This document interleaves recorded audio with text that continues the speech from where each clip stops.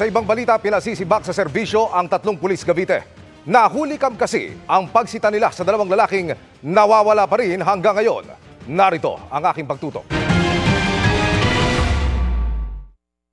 Hawak ng PNP Internal Affairs Service ang kuha ng CCTV na ito sa isang barangay sa Imus, Cavite noong July 13, 2023. Pasado 1:00 ng madaling araw, makikitang magkakasabay na dumating sa harapan ng isang convenience store ang 8 kataong sakay ng magkakaibang motorsiklo.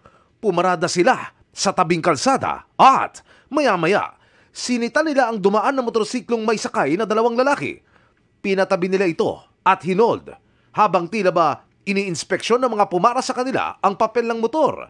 Ilang saglit pa'y mapuputol ang kuha ng CCTV video na binigay sa amin ng PNP IAS.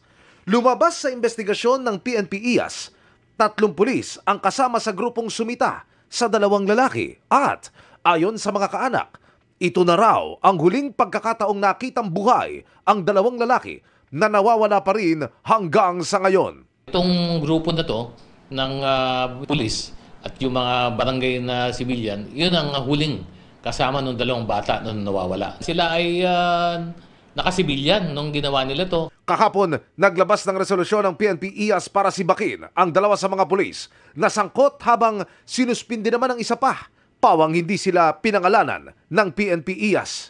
Hindi authorized yung kanilang checkpoint, dapat naka-uniforme ka, dapat malinaw ang senyalis mo, meron ka nakadikit doon na poster na ito isang checkpoint. Lahat ito hindi ginawa.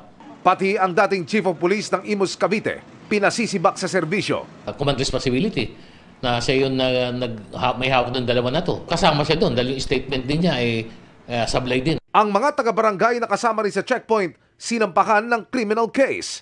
Patuloy namin sinisikap na makuha ng panig ang mga sinibak na pulis na ipinagharap din ang kasong kriminal ng mga kaanak ng mga nawawalang biktima. Para sa GMA Integrated News, Emil Sumangil, nakatutok 24 oras.